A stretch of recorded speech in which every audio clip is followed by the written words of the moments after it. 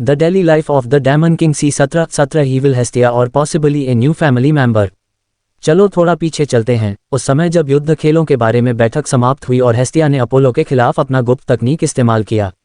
जो देवता अभी तक हॉल से नहीं गए थे वे हेस्टिया के कार्यों से स्तब्ध रह गए। किसी ने भी इस कोमल छोटी देवी से ऐसी प्रदर्शन की उम्मीद नहीं की थी। हॉल में बचे हुए पुरुष देवताओं ने अपोलो की स्थिति देखकर ठंडे पसीने छूट गए। उन्होंने खुद से कसम खाई कि वे कभी भी हेस्टिया का पीछा करने की कोशिश नहीं करेंगे, डरते हुए कि वे भी उसी भाग्य का सामना कर सकते हैं। वे जल्दबाजी में हॉल से चले गए, परिणामों से सावधान रहते हुए। एक समय में भरे हुए हॉल अब खाली हो गए, केवल कुछ देवता ही बचे थे, अपोलो को छोड़कर, जिसे उसके साथी देवताओं ने बाहर निकाला। हेस्टिया, तुम्हें ऐसा करने की जरूरत नहीं थी, हेफेस्टस ने अपने माथे को रगड़ते हुए कहा। वह अभी भी विश्वास नहीं कर पा रही थी कि उसका दयालु मित्र ऐसा व्यवहार करेगा। हेफेस्टस ने संदेह करना शुरू कर दिया कि क्या हेस्टिया को अपना परिवार शुरू करने के लिए जाने देना सही था। राक्षस राजा का दैनिक जीवन सी 18, लिली 2.0 और हेफेस्टस की ओर बढ़ना। उसी शाम दो देवियों के उसके घर से जाने के बाद एलेक्स सोफे पर बैठ गया और भारी सांस ली, महसूस किया कि वह अपने दिन के कार्यों के बारे में बताने से बचने में सफल रहा था। उसने लिली को अपने क्रूसेड के बारे में सवालों से बचने के लिए एक कहानी सुनाने का फैसला किया। जैसे ही एलेक्स सोफे पर बैठा, उसने ध्यान नहीं दिया कि कोई उसे बारीकी से देख रहा था, जो उसके आज के कार्यों को एक सेकंड के लिए भी नहीं भूल रहा था। एलेक्स चाहे जितनी भी कोशिश करे अपने छठे नियम का उपयोग करने की, वह मदद नहीं करेगा, क्योंकि उसे अभी भी अपनी देवी के सवालों का जवाब देना होगा। ऊपर देखते हुए एलेक्स ने हेस्टिया की आंखों से मुलाकात की, जो उसे इतनी तीव्रता से देख रही थी कि लगता था जैसे वह उसे छेदने के लिए तैयार थी। चूंकि हम अकेले हैं, मुझे बताओ कि तुमने आज क्या किया, और सवाल को टालने की भी मत सोचो। मैंने तुम्हारे घर आने के रास्ते में जो कुछ किया था वह पहले ही सुन लिया है, हेस्टिया ने शांत आवाज में कहा। राक्षस राजा का दैनिक जीवन सी 19, हेफेस्टस के यहाँ मुफ्त में रहना और प्रशिक्षण की शुरुआत। उसी दिन समूह ने अपने सभी सामान इकट्ठा करने के बाद वे खाली कमरे में बची हुई 3 कुर्सियों पर बैठ गए। एलेक्स ने देखा कि कमरा कितना खाली हो गया था, लेकिन वह समझ गया था कि यह एक नए जीवन की शुरुआत का प्रतीक था। एक बार जब उनका नया घर नवीनीकृत हो जाएगा, तो वह नए साहसी लोगों को अपने परिवार में भर्ती करना शुरू कर सकता था। ये घर एक जीवंत स्थान बन जाएगा, हंसी और विभिन्न लक्ष्यों और आकांक्षाओं वाले लोगों से भरा हुआ। एलेक्स ने उस पल का बेसब्री से इंतजार किया जब नए सदस्य उनके परिवार में शामिल होंगे, ताकि वह उन्हें सफलता की ओर प्रशिक्षित और मार्गदर्शन कर सके। मुझे लगता है कि हमने सब कुछ इकट्ठा कर लिया है, एलेक्स ने कहा, एक बार फिर से कमरे को स्कैन करते हुए ये सुनिश्चित करने के लिए कि कुछ भी नहीं भूला गया है। हाँ, मैंने सब कुछ अपने बैग में पैक कर लिया है, हेस्टिया ने अपना छोटा पर्स दिखाते हुए जवाब दिया। लिली ने ईर्ष्या से पर्स को देखा, जो एलेक्स की नज़र से नहीं छिपा था। लिली, चूंकि तुम हमारे परिवार की नई सदस्य हो, मुझे तुम्हें एक उपहार देना चाहिए। राक्षस राजा का दैनिक जीवन सी 20, लिली की नई शक्ति या एक और स्पीडरन। लेखक का नोट, यह अध्याय जल्दबाजी में लिखा गया है क्योंकि मैं अधिकांश समय व्यस्त रहा हूं और लगातार लेखन से विचलित हो रहा था, इसलिए मैंने चरित्रों के बीच सरल बातचीत के बारे में एक अध्याय लिखने का फैसला किया, बस इसलिए कि मैं कर सकता हूं।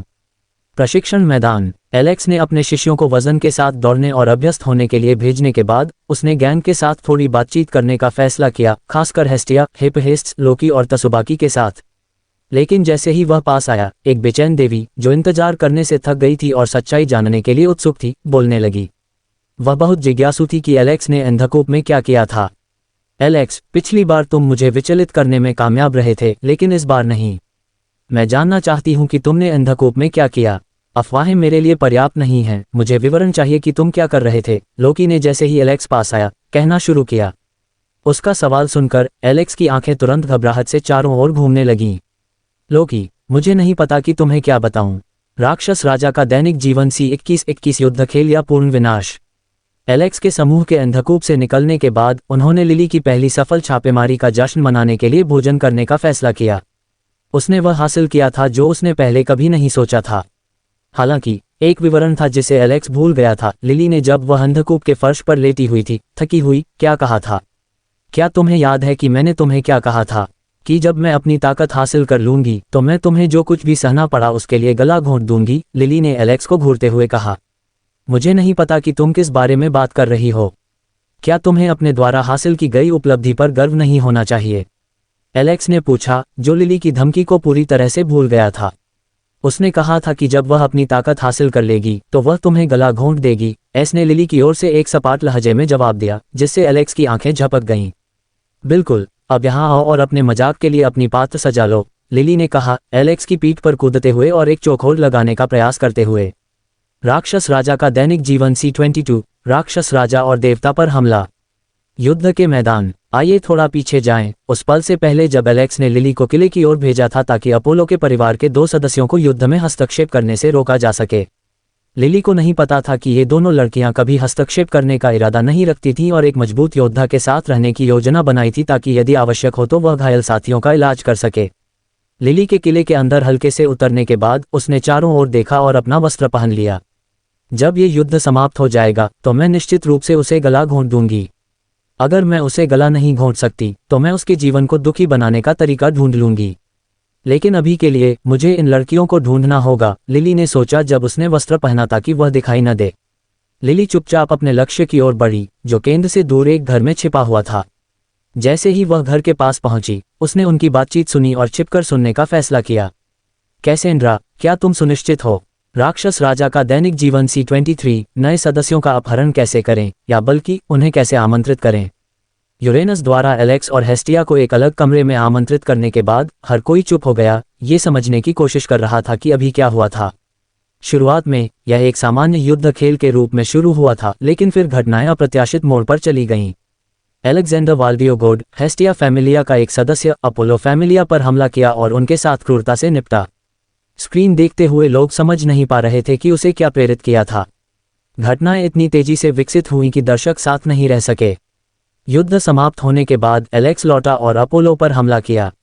मुख्य देवता यूरेनस ने उसे रोकने का प्रयास किया, लेकिन इसके बजाय चर्चा के लिए उसे एक अलग कमरे में आमंत्रित किया। हर कोई सांस रोककर इंतजार कर रहा था कि आगे क्या होगा। हर कोई अनुमान लगाने लगा कि आगे क्या होगा। आपको क्या लगता है यूरेनस उस बच्चे के साथ क्या करेगा? एक देवता ने पूछा। मुझे लगता है कि वह एक देवता पर हमला करने के लिए उसे गंभीर रूप से दंडित करेगा, एक अन्य ने कहा। राक्षस राजा का दैनिक जीवन C24, लोकी को क्यों नहीं बुलाना चाहिए? हिपहेस्ट्स का भवन। एलेक्स ने लोकी से हंसते हुए भागना शुरू किया, जिससे उस शाम जो कुछ भी हुआ था उसके बाद सभी का मनोबल बढ़ गया और फिर उसने मुख्य कार्य पर ध्यान केंद्रित करने का फैसला किया, हेस्टिया फैमिलिया के नए सदस्यों का परिचय देना। ठीक है लोकी, इतना हमला करना काफी है। मुझे हमारे मेहमानों का परिचय देना है, एलेक्स ने कहा, लोकी को अपनी बांह की लंबाई पर पकड़कर रोक दिया। क्या तुम मुझे बच्चा समझते हो? लोकी ने चिल्लाते हुए कहा, एलेक्स तक पहुंचने की कोशिश करते हुए। हेस्टिया, मुझे आपको हमारे परिवार के 2 संभावित सदस्यों का परिचय देना है, एलेक्स ने जारी रखा, लोकी की ओर ध्यान नहीं देते हुए जो मुक्त होने की कोशिश कर रही थी। ये लाल बालों वाली लड़की जो एक टॉम्बॉय जैसी दिखती है, डेफिने लोरोस है, अपोलो फैमिलिया की पूर्व उप कप्तान। वह स्तर 2 है, एलेक्स ने परिचय दिया, जिस पर डेफिने ने मुंह बनाया। यह नीले बालों वाली शर्मीली लड़की कैसेंड्रा एलियन है, अपोलो फैमिलिया की पूर्व उपचारक। वह भी स्तर 2 है, एलेक्स ने परिचय दिया, जिस पर कैसेंड्रा ने शर्म से अपना हाथ हिलाया। राक्षस राजा का दैनिक जीवन C25, फिर से बच्चा और तीसरे दर्जे के खलनायक। उसी दिन एलेक्स, लिली और लोकी के लौटने के बाद एलेक्स ने महसूस किया कि लोकी इस तरह के मजाक के लिए उपयुक्त नहीं थी। वह बहुत अधीर थी और कूड़ा साहसी लोगों को चिढ़ाने के बजाय समस्याएं पैदा करने पर अधिक ध्यान केंद्रित कर रही थी। एलेक्स ने फैसला किया कि वह लोकी को कभी भी अपने साथ नहीं ले जाएगा क्योंकि वह सारा मजा खराब कर देती है, लेकिन उसने उसे यह बताने का फैसला नहीं किया ताकि और अधिक समस्याएं न पैदा हों। एलेक्स ने लोकी को हंसते हुए देखा और अपना सिर हिलाने से नहीं रोक सका। जैसे ही एलेक्स ने जाने का फैसला किया, उसने हेस्टिया का सामना किया। तुम कहाँ गए थे और लोकी तुम्हारे साथ क्यों है? हेस्टिया ने भारी कदमों से एलेक्स की ओर चलते हुए पूछा। लिली और मैं कुछ चीजें खरीदने के लिए स्टोर गए थे, एलेक्स ने कहा, जिस पर लिली ने जल्दी से अपना सिर हिलाया। फिर लोकी तुम्हारे साथ क्यों है? हेस्टिया ने एलेक्स को संकीर्ण आंखों से देखते हुए पूछा। लोकी हमारे साथ कुछ शराब खरीदने आई थी क्योंकि उसे हैंगओवर था और वह अपने बच्चों को नए हथियारों का परीक्षण करते हुए नहीं देखना चाहती थी। वह उब गई। राक्षस राजा का दैनिक जीवन C26, एक नया अजीब राक्षस और बच्चे होने की चुनौतियां। जब एलेक्स अधीनस्थ के साथ व्यस्त था, लिली का समूह 5वीं मंजिल पर पहुंच गया था और चीजें बिल्कुल भी आसान नहीं थीं। मंत्र के तेज होने के कारण मंजिल पर हर जगह से राक्षसों ने उन पर हमला किया, जिससे आसपास के सभी जीव आकर्षित हो गए। उनकी टीम वर्क असंगठित थी क्योंकि यह उनकी साथ में पहली अभियान थी। अब तुम खुश हो? लिली ने चिल्लाते हुए एक और राक्षस को उड़ाया। चिल्लाने की जरूरत नहीं है, मैं तुम्हारी बात ठीक से सुन सकता हूँ। और यह मेरी गलती नहीं है, किसने सोचा था कि मंत्र इतना बेतुका होगा? डेफिने ने जवाब दिया, एक राक्षस के हमले को रोकते हुए। मैंने तुम्हें बताया था कि मेरा पहला रन कैसा था, लिली ने कहा, खुद को थोड़ा आराम देने के लिए राक्षसों के झुंड को बिखेरते हुए। तुमने कहा था कि तुम्हें जल्दी से रन करना होगा, लेकिन तुमने कभी नहीं बताया कि मंत्र राक्षसों को आकर्षित करता है, डेफने ने जवाब दिया, एक और राक्षस को काटते हुए। लड़कियों, बहस करना बंद करो, हम धीमा होने लगे हैं, जिसका मतलब है कि मंत्र राक्षस राजा का दैनिक जीवन C27, नशे में लोकी और पहला अर्ध खलनायक।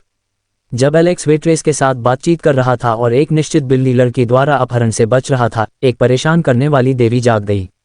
ओह मेरा सिर, मुझे इतना अजीब सपना आया था, लोकी ने रेस्तरां में एक कुर्सी पर जागते हुए कहा। हम प्रजनन की मेजबान पर कब आए?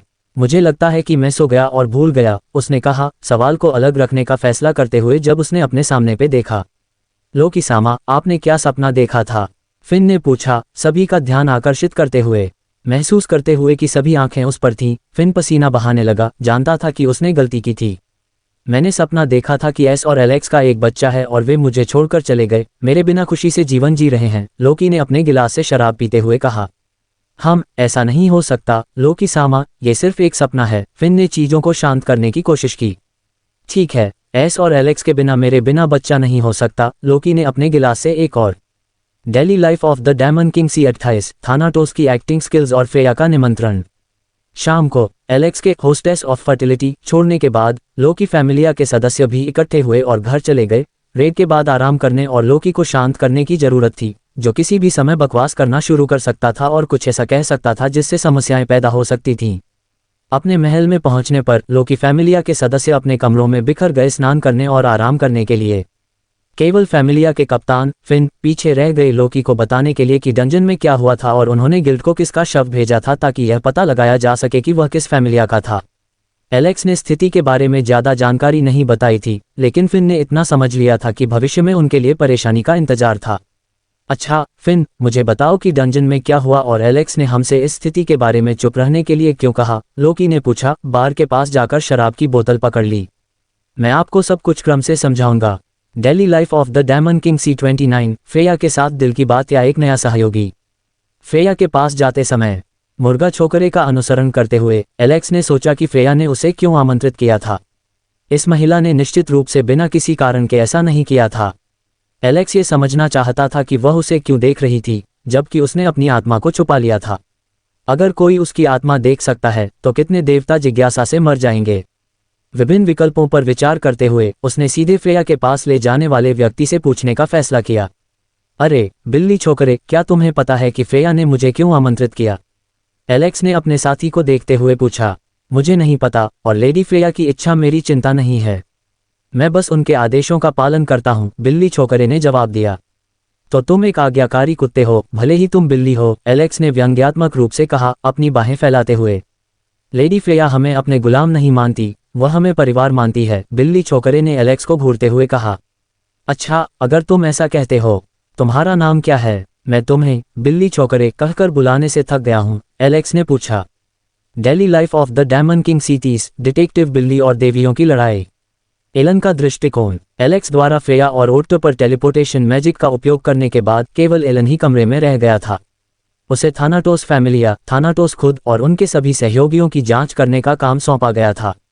एलन ने अपने हाथों में वस्त्र को ध्यान से देखा, इसे फिर से जांचते हुए समझ नहीं पा रहा था कि यह उसे कैसे छुपा सकता है। ये फटा हुआ वस्त्र मुझे कैसे मदद कर सकता है, एलन ने सोचा, वस्त्र को घूरते हुए। इसका परीक्षण करने का निर्णय लेते हुए एलन ने वस्त्र को अपने शरीर पर लपेटा और एक दर्पण के पास गया। उसने देखा कि वस्त्र से ढका हुआ उसका शरीर अदृश्य हो गया था। वस्त्र को हटाकर और फिर से पहनकर एलन ने देखा कि उसका पूरा शरीर गायब हो गया था। उसने महसूस किया कि वस्त्र उसे अपनी मालकिन द्वारा सौंपे गए मामले की जांच करते समय छुपने में कैसे मदद करेगा। पहले मुझे थानाटोस फैमिलिया का घर ढूंढना होगा, घर और इसके सदस्यों का निरीक्षण करना होगा, एलन ने सोचा, वस्त्र पहनकर। और daily life of the demon king C31, action की योजना और बेकार की जानकारी। हिपहेस्ट्स महल। जब एलेक्स अपने विचारों में खोया हुआ था, देवियों ने एक दूसरे को देखा, विशेष रूप से हिपहेस्ट्स को, जिसने एलेक्स को अपनी गोद में पकड़ रखा था। हेस्टिया इस स्थिति में सबसे उदास दिख रही थी क्योंकि वह एकमात्र थी जिसे एलेक्स को अपनी बाहों में लेने का मौका नहीं मिला था, हालांकि वह भूल गई थी कि वह हर रात उसके साथ सोती थी। फ्रेया ने चाय पीना जारी रखा, एलेक्स को गहराई से सोचते हुए देख रही थी, जानती थी कि उसे बाद में उससे एक अनुग्रह मांगने का मौका मिलेगा। लोकी ने हिपहेस्ट्स को देखने के बाद एक पे लेने का फैसला किया, कहीं से शराब की एक बोतल निकालकर खोल दी। क्या? लोकी ने पूछा जब सभी ने उसे देखने के लिए मुड़ गए। तुम सभी चुप हो, इसलिए मैंने आराम करने का फैसला किया, उसने कहा खुद को एक पे पिलाते हुए। ऐसी स्थिति में आप कैसे पी सकती हैं? हेस्टिया ने लोकी को घूरते हुए पूछा। एलेक्स ने मुझे किसी ऐसे व्यक्ति को लाने के लिए कहा जो सुने, मैं बस एक देवता के रूप में साथ देने के लिए यहाँ हूँ, लोकी ने जवाब दिया, कंधे उचकाते हुए। Daily life of the demon king C32। Alex के बिना एक दिन या लड़कियों ने कैसे मुसीबत ढूंढी। हिपहेस्ट्स महल। एलेक्स के हिपहेस्ट्स महल छोड़ने के बाद कल अपने पहले रेड का जश्न मनाने वाले 3 शराबी अभी भी गहरी नींद में थे, उठने को तैयार नहीं थे। एलेक्स ने वादा किया था कि आज आराम का दिन होगा, इसलिए उन्होंने खुद को शराब में डुबो दिया था और कल के रेड के बारे में भूल गए थे। सबसे पहले जागने वाली कैसेंड्रा थी, जिसे डैफने ने एक ऑक्टोपस की तरह गले लगा रखा था। जब कैसेंड्रा जागी और खुद को डैफने से मुक्त किया तो उसने अपनी आंखें रगड़ी और सिरदर्द से बचने के लिए आंखें बंद कर लीं, कल क्या हुआ था याद करने की कोशिश करते हुए। उसने रेड और होस्टेस ऑफ फर्टिलिटी आने की याद की, लेकिन उसके बाद की यादें धुंधली थीं। कैसेंड्रा ने अपने सूखे गले को शांत करने के लिए पानी पीने का फैसला किया। वह उठी और अस्थिर पैरों के साथ कमरे से बाहर निकलने की कोशिश करते हुए किसी को जगाने से बचने की कोशिश की, लेकिन किस्मत ने एक क्रूर मजाक किया और कैसेंड्रा ज़्यादा दूर नहीं गई थी कि वह गिर गई। Daily life of the demon king C33। बदला एक गर्म पकवान है। एलेक्स की पागलपन भरी हंसी सुनकर कमरे में सभी लोग तनावग्रस्त हो गए, समझ नहीं पा रहे थे कि वह इस तरह क्यों व्यवहार करने लगा। हेस्टिया ने अभी अभी उससे लड़कियों पर हमला करने वालों को सबक सिखाने के लिए कहा था। जब एलेक्स अपने जेबों में कुछ ढूंढने लगा, सभी ने उसे अजीब निगाहों से देखा, क्योंकि उसकी पागलपन भरी मुस्कुराहट उसके चेहरे से नहीं जा रही थी। हेस्टिया को सबसे ज्यादा समझ नहीं आया कि अभी क्या हुआ है। एक पल पहले वे देवताओं के साथ निपटने के बारे में चर्चा कर रहे थे जो परेशानी पैदा करना चाहते थे, फिर उसके परिवार के सदस्य लौट आए और अचानक एलेक्स बदले की बात करने लगा। एलेक्स कुन, आप क्या करने की योजना बना रहे हैं? हेस्टिया ने सावधानी से पूछा। जैसा कि एक बुद्धिमान व्यक्ति ने एक बार कहा था, बदला एक ठंडा पकवान है। लेकिन मैं इन शब्दों से सहमत नहीं हूँ। बदला तेजी से आना चाहिए, जैसे पत्थर सिर की ओर उड़ रहा हो, एलेक्स ने जवाब दिया, अपने जेबों में उन वस्तुओं की तलाश करते हुए जो इस कार्य में उसकी मदद करेंगी। क्या तुम मुझे बताओगे कि तुम? Daily life of the demon king C34। फिर से बच्चे के रूप में गलतफहमी और हेस्टिया का डेट निमंत्रण। सजा देने वाली टीम के चले जाने के बाद एलेक्स ने सोचा कि कहाँ जाए। घर जाना अभी एक विकल्प नहीं था, क्योंकि गुस्से में हेस्टिया और हिपहेस्ट्स उसका इंतजार कर रहे थे। ये तय करते हुए कि होस्टेस ऑफ फर्टिलिटी जाना और चीजें शांत होने तक इंतजार करना सबसे अच्छा होगा, एलेक्स अपने पसंदीदा रेस्तरां की ओर उड़ गया। वह सोचने लगा कि आगे क्या करना है और भविष्य में उसका क्या इंतजार है। विचारों में खोए हुए एलेक्स ने ध्यान नहीं दिया कि वह पहले से ही व्यस्त शाम के रेस्तरां में पहुंच गया था। वह रुका और भीड़ भरे हॉल को देखा, अंदर जाने के बारे में सोचते हुए, जब तक कि उसका ध्यान भंग नहीं हो गया। तुम यहाँ क्या कर रहे हो, छोटा लड़का? क्या तुम खो गए हो? एलेक्स के पीछे से एक मीठी आवाज ने पूछा। आवाज सुनकर एलेक्स मुड़ा और एक लड़की की आंखों से मिला। आवाज की मालकिन सिर थी, जिसे एलेक्स ने लंबे समय से नहीं देखा था। इतनी खूबसूरत बड़ी बहन को देखकर हैरान हो। शर्मा मत, मैं तुम्हारी मदद करूंगी। सिर ने एलेक्स को देखा, जिसके चेहरे पर एक सवाल था।